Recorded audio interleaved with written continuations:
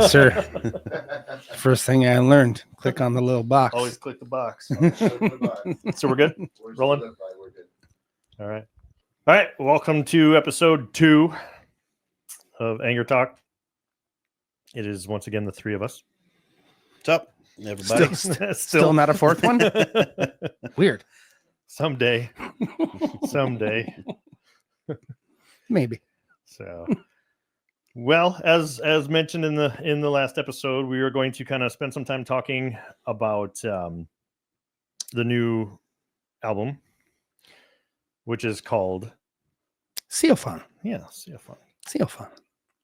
So Another failed EP. Which stands for what? Seofon.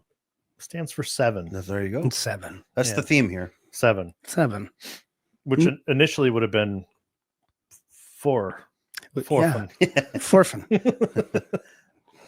So Quattro. yes, a project that we have already recorded our next full-length album, pretty much written, I'd say, not fully recorded. It's partially recorded. Partially recorded. Yeah. But fully written. For sure. Yeah.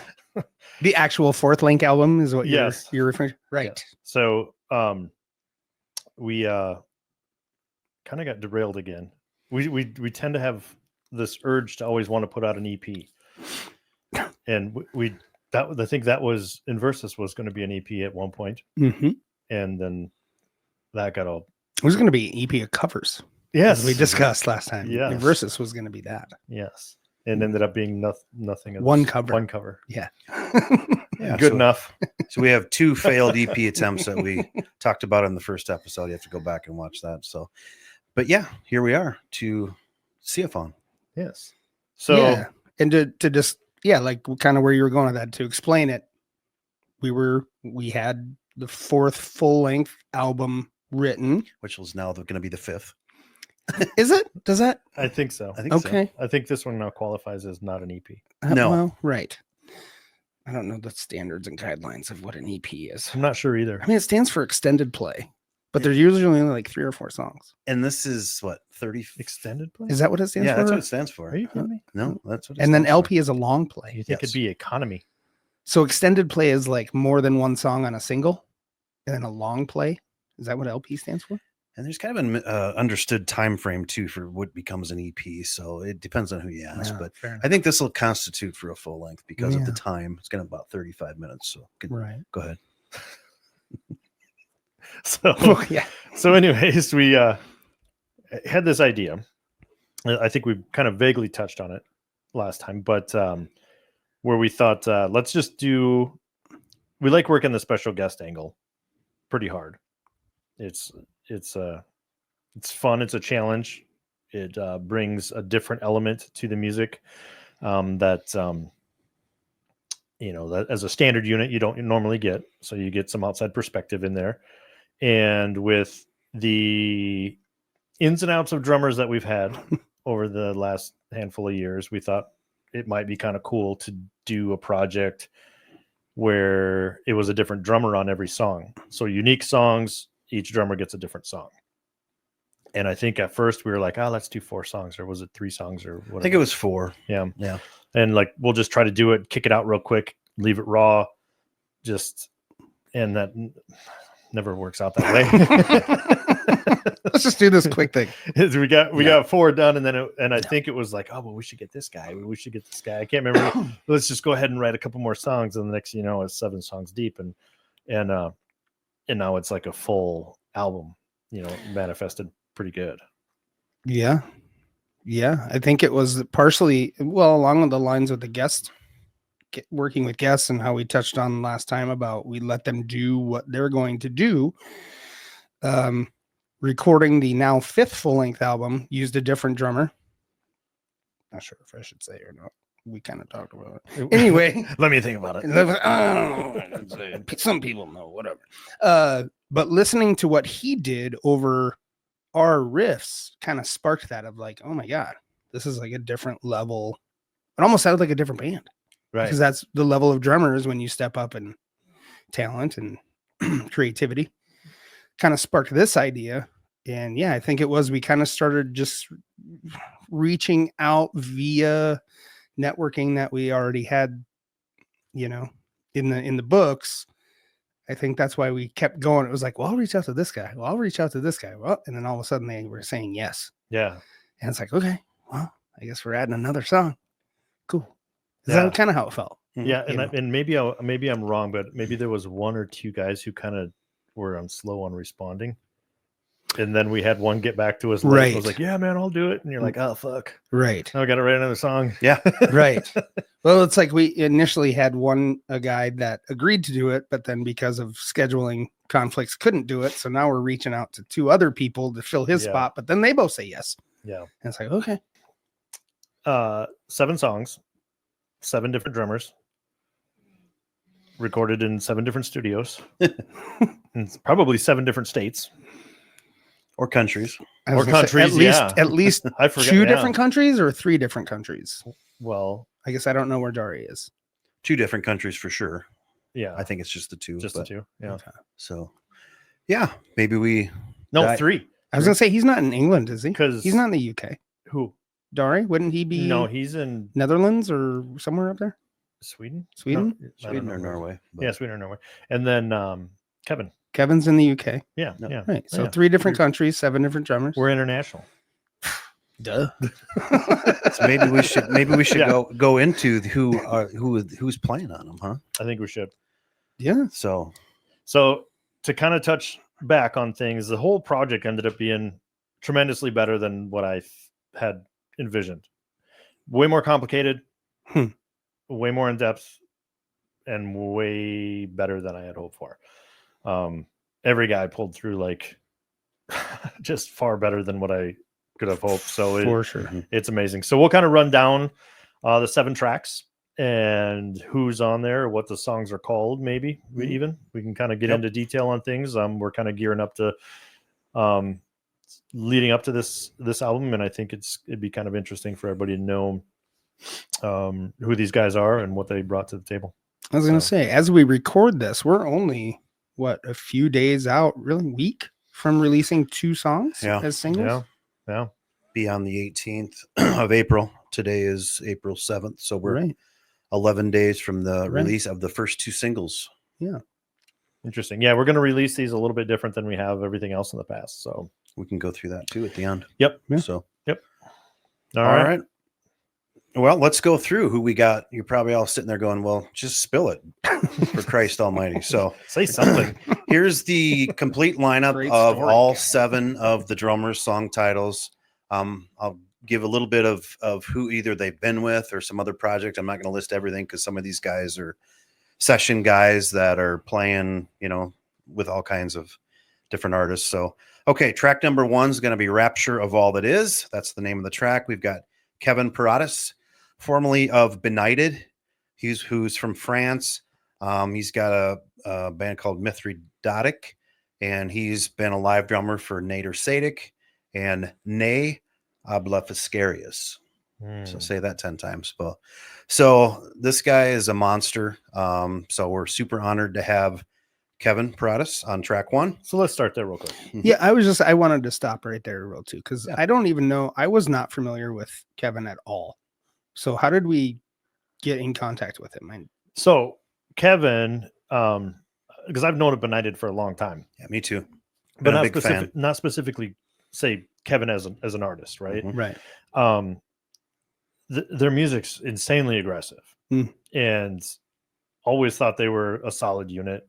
Not overly popular in the States, really. But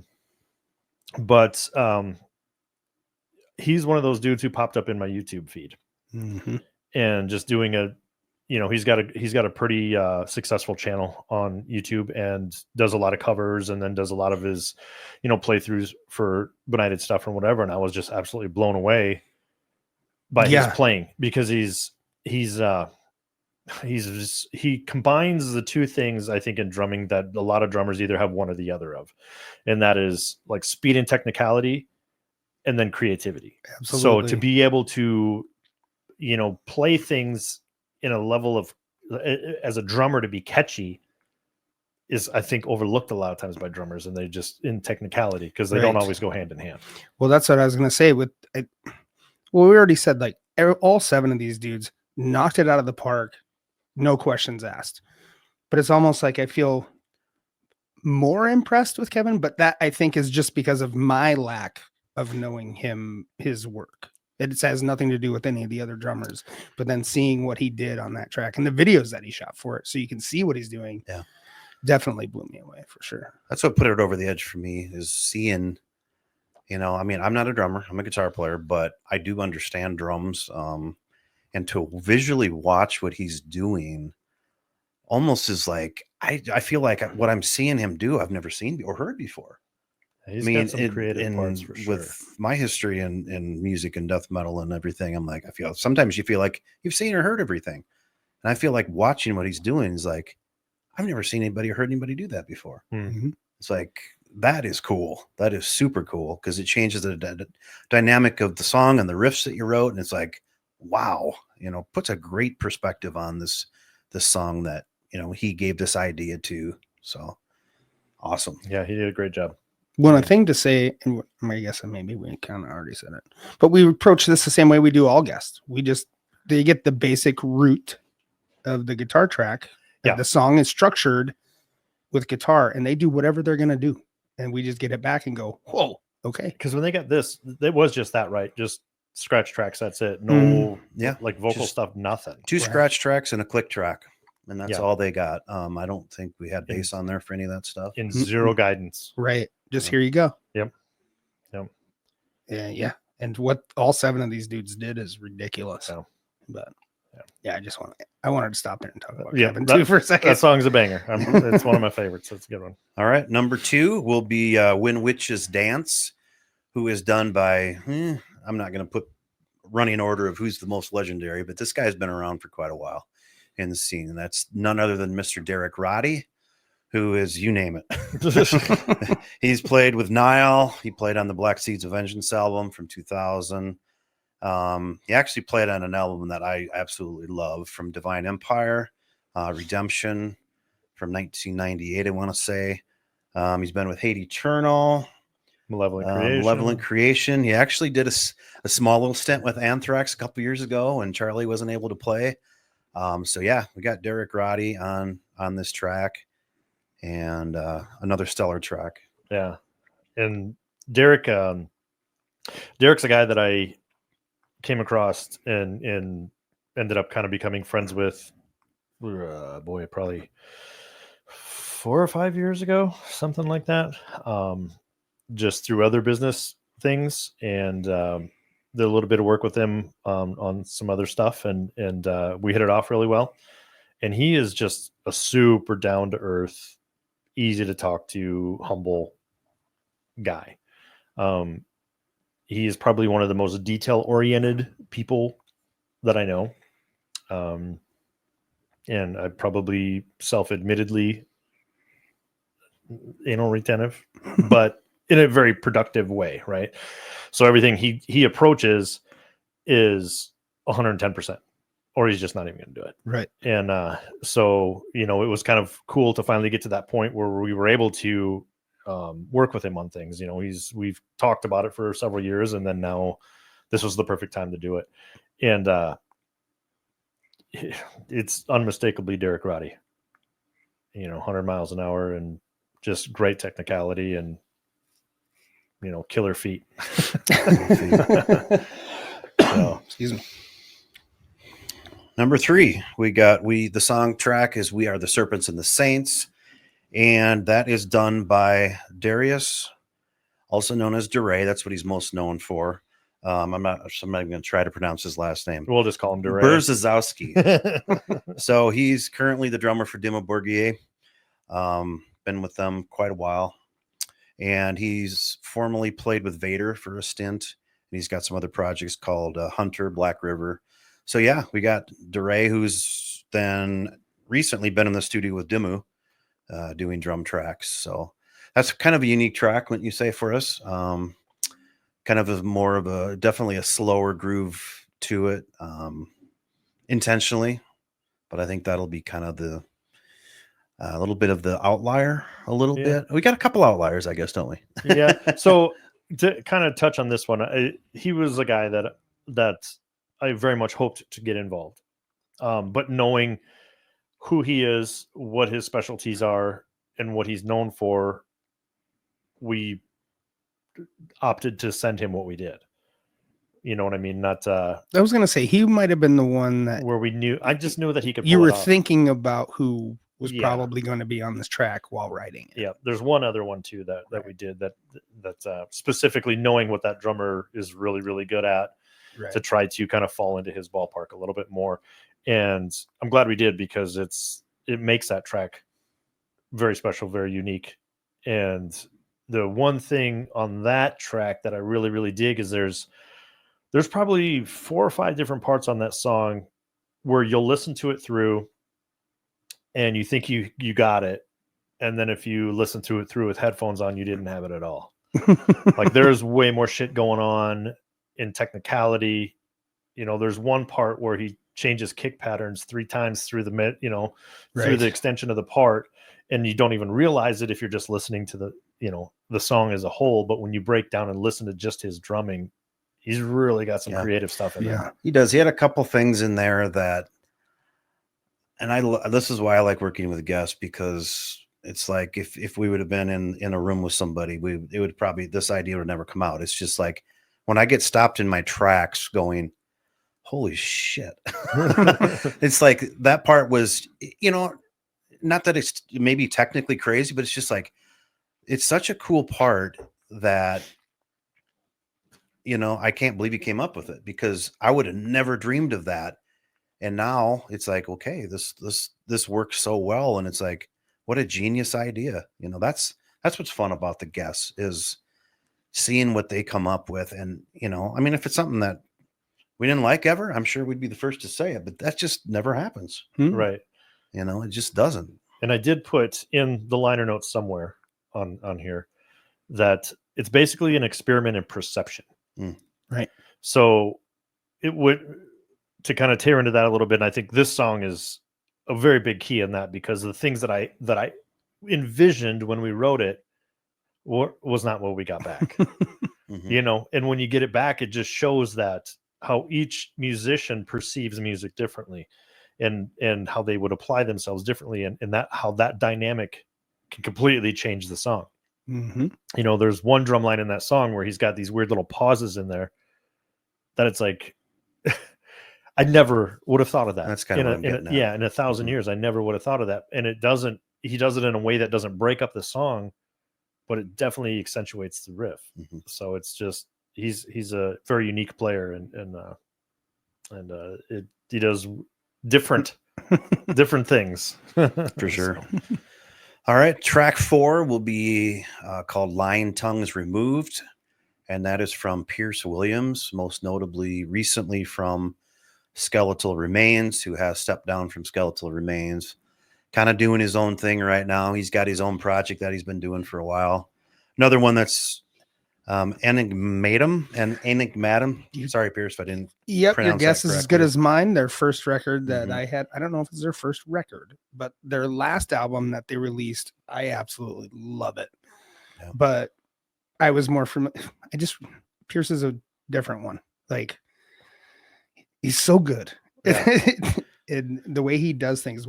What he did for us, it was one of those where I wasn't expecting what he did. And more so because I guess I'm more familiar with him in Skeletal, and then Pierce, however you say your full-time band. I'm not sure. And he's a hell of a guitar player too, by the way. But he's kind of got that, to me, he's kind of got that heavy-handed old school blast. Yep. Just like from the school of Mike Smith, just that snare hard, that wrist action that just is a lot of force in his playing, which I will say I'm a huge fan of. Yes. I think it's I think you can tell it in guitar players, you can tell it in drummers, and is between lightly playing and really diving into your instrument. Right. And I think, obviously with the digital era, it can be masked to a degree, but I still think the timbre that's there and the power that seems to come through. I'll always be a fan of hitters when it comes to drummers. I think they just bring so much more to it. And I think, especially live, like when you can watch a drummer, like banging the shit out of them, like watching Osheim from Deicide for years, the dude's just an animal, and I love it. Or Mike Smith, same thing. Like a guy who's out there to break shit, like, you know what I mean? and I do get that from him too. The other thing I really liked about his stuff too is he does a lot of post rolls, so that rollovers, so it'll end from one measure into the beginning of a next measure, whereas drum rolls will roll over into the next part of the riff, which is very unique. And I think you have to know the song. And I think in this type of scenario, I think a lot of these drummers could have just stepped in, played for the part, edited it, came back, played for the part, and whatever. And you can't do that and throw in these little intricacies like these guys have done. To me, it shows these guys are dedicated to their craft. They're dedicated to anything they touch. They want it to be a reflection of their name. And I think that's, we chose a handful of really good guys, because I do think it would be an easy thing to kind of bullshit your way through and edit your way through. But but if you're doing these little idiosyncrasies in here and whatever, you can't really do that. No. I think these guys got, so much pride of their own that they're not phoning anything in, Right. They're doing it just like they would any other project they're doing. Right. Is what I hear to my ear. So, all right, we got track 5. We got, is her song of Feathers and Ivory. And that is from Lord Marco Petruzella. Who sounds is close enough. Petruzella, Lord Marco. He just mainly goes by Lord Marco. He has his own death metal logo as Lord Marco with a skull in it. It's pretty cool. So Lord Marco is been playing with 6 Feet Under for quite some time now, and also done some time with his 6 Feet Under bandmate Jeff Huggle with Brain Drill. He's been Vital Remains live drummer. He's played live with Rings of Saturn, The Faceless. He's kind of that. He's in that fast camp, 1,000,000 mile an hour. And I think for the first time ever, we have some gravity blasts in Angerot. Yeah. Right. With this track. So and that was the one thing I had a feeling it would get snuck in there somewhere. And I've never, even listening to the stuff before, it's like, I couldn't visually or like sonically think of how he was going to get that in there, but he's not going to let it go by without doing it. Marco is very well known for his speed, and with Brain Drill, I mean, it was a lot of gravity blasting and whatnot. I was pretty impressed with his groove. A lot of faster drummers, in my opinion, don't focus enough on it. We've had a few instances in the past and working with some people to where, coming from the faster camp of drumming, and they get into a lot of Angerot is groove, right? And throttling down has been the issue, right? To falling into a groove pocket can be difficult if you're, But we had one guy actually. I mean, he admitted right away, like. This is harder than I thought it was going to be upon listening. Playing slow is kind of hard. Yeah. So, but I thought he did a pretty stellar job. It's he definitely found a way to get some speed into it, which is good. All right. Number 6, we've got a Pact Made in Flesh and Wine, and that is done by our label head, Mr. Thomas Haywood, owner of Redefining Darkness Records, who is, it's our record label. So we got Thomas involved, asked him to do a track because he is a drummer. He's a well-rounded musician. He spent some time in Abigail Williams. I don't think as a drummer though. I think he might have been bass player in that. Correct me if I'm wrong, Thomas. But so Abigail Williams, and then the other projects he was in is Humanity is Cancer, Grave Plague, To Dust, Vintage Warlords, and don't forget about Bro Jovi. Yeah, Bro Jovi. Bro Jovi. What the fuck? So, what's Bro Jovi? It's obviously beer smashing music. Sweet. I know. So I'm going home and YouTubing Bro Jovi. It's such a great name. It is. So that could be the most unique track that Angerot has ever done. I think so. I think you'll know it when you hear it, from just the level of the songwriting to what Thomas did on the drums is not something that anybody other than him would have probably come up with. Mm-hmm. And so it's super cool. It's very unique.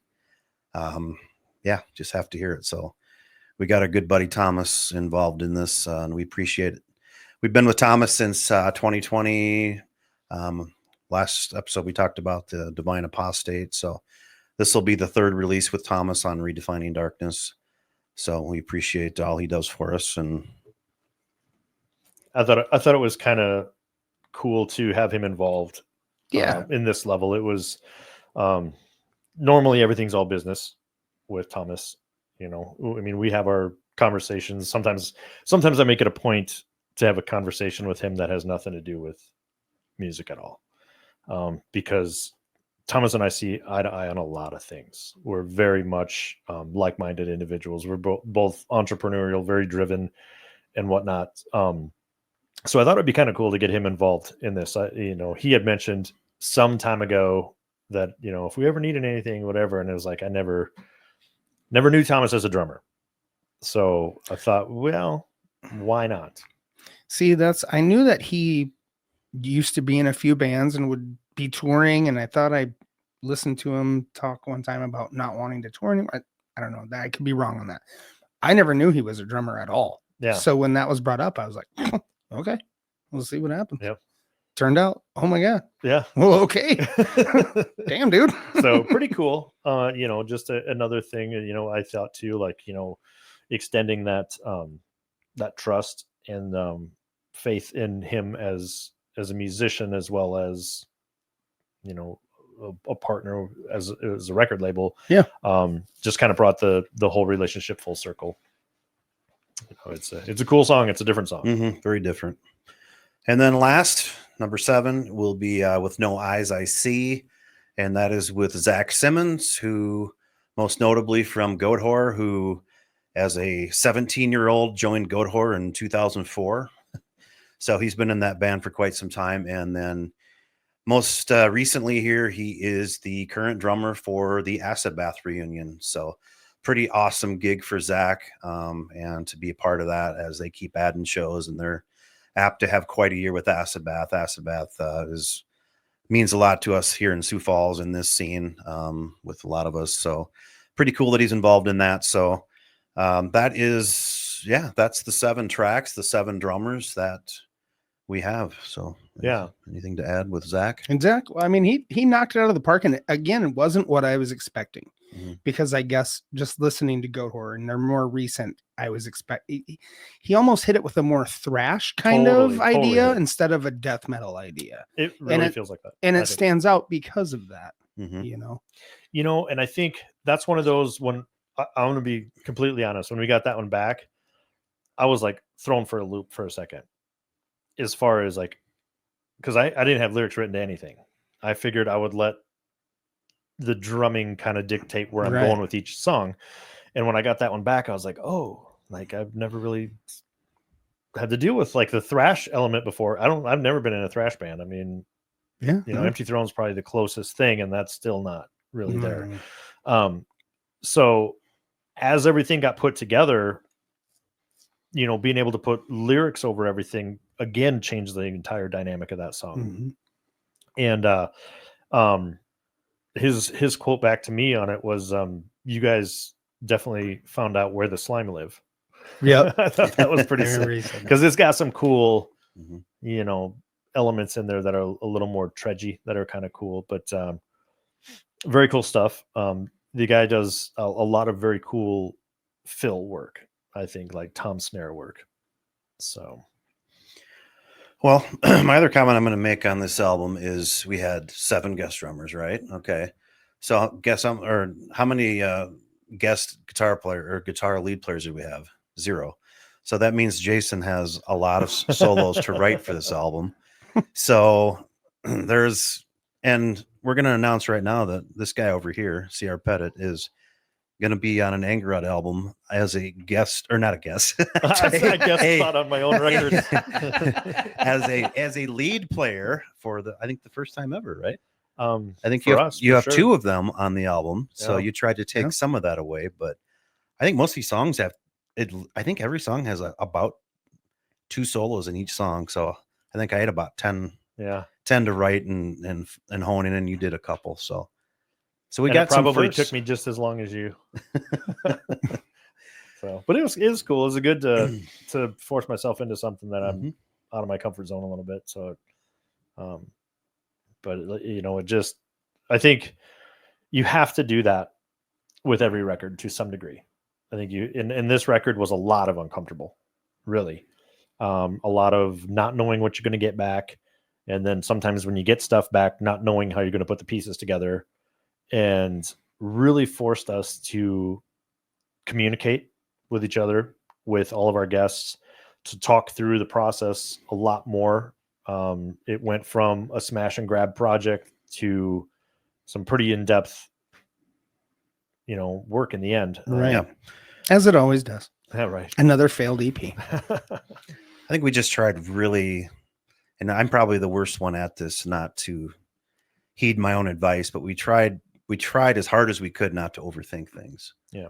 And like I said, I struggle with that sometimes, but sometimes I just got to say just what is, and we'll never allow something to be out there that isn't, to Angerot standards. Right. But it came together quite nicely with everybody. The final thing to touch on with this, which I think is, I got 2 just in case you don't hit one of them. You go, sorry. Does one of them have to do with Andreas? Absolutely. Okay. So, obviously this is a mixing nightmare. And, so we gave him a heads up for Andreas, who is our producer on the last Andreas Linneman 4 projects. I don't know what it is. Anyways, we've worked with him for quite some time now. So we gave him a heads up what was going on and just told him to kind of buckle your seatbelt, because it's probably going to be a little bit of a shit show. And we try to streamline everything as much as we can. So when we get him files, Jay does a really good job of making sure everything is as put together as possible. But that's virtually impossible when you're getting files from 7 different drummers from 7 different studios. Yeah. How do you go about making that sound like a cohesive album? Right. And he did. And it's pretty remarkable. I know. It's kind of mind-boggling, really. Yeah, I mean, I don't think we even realized probably what it took to do that. You don't want every song to sound like this completely different thing, so his job is just to, like Bill said, just to make it as cohesive as possible. And I mean, if you sat down and listened to it, if you're a musician, you'd probably say, okay, this snare sounds different than this drummer. But for the most part, the tones and things are pretty much they're very similar. It's very similar. Snares are definitely a place, right? And over like cymbals. I was going to say, didn't he actually say at one point he was going to basically try to make it as cohesive as possible, but each snares and cymbals and certain aspects that those particular drummers like. And even I think kicks, I think he tried to bring into, because kicks is your big backbone, right? So that's, I think a lot of the kicks, there's still a little bit of flux, but for the most part, they sound pretty cohesive. Right. There's a lot of toms that are, again, you're just going to end up in a different realm, Right. But yeah, he did a bang up job. And the other thing that with Andreas that we told him going into this record is we wanted a little bit more raw than where we had been the last 2 albums, and a little angrier sounding. You should know better by now. Well, another thing to bring up is we have basically 0 orchestration in this album. Yeah. So our last 2 albums had a fair share, but we basically have 0 to my knowledge, right? This was, as you said, an experiment in perception. And that's how we focused on that. Like, hey, let's just write some tunes and see what these dudes do to them. Yeah. Which leads into the other thing. The only other thing I wanted to bring up is that where has this been done before? Like even Andres is like, I don't think this has never been done. An album of 7 different drummers in death metal. I'm not sure. Which wasn't something we set out and go, hey, we're going to do this thing that nobody's done but it's crazy to eventually come up with a completed project where you can sit and think and go, in a genre, like you said, maybe you've seen and heard everything, to actually do something that hasn't been done is Right.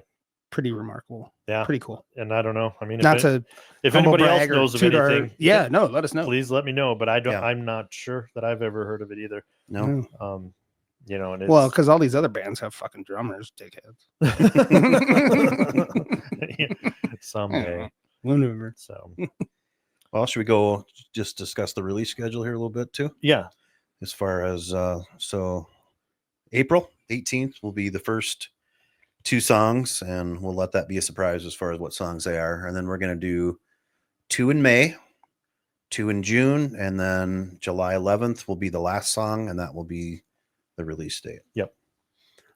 So that's going to coincide with a local event here that we're doing as well. So yeah. Looking forward to it. It's going to be it's exciting. It's different. It's really different, and that's kind of brings some fresh life to things. The other thing it does for me now too is makes me excited for the next album. I have that. I think we all do. Mm-hmm. We have that thing, like as soon as you're done with that one record, you're like, okay, Mm-hmm. like moving on, next one. Well, the songs are written, I know. and it's just sitting there waiting, and Yeah, there's a whole different drummer on it, and there's Yeah. a whole and he's on different the drummer whole every song. Yeah, He's on plays every it. Yeah. maybe we'll touch base on that in an episode down the road. Yeah, here a little down bit, so. But if you guys have any questions on anything, feel free to hit them in the comments. I don't know. We can address things as they come in. Absolutely. But thanks for tuning in, and hope you enjoyed this episode. And we will see you next time. Bye-bye.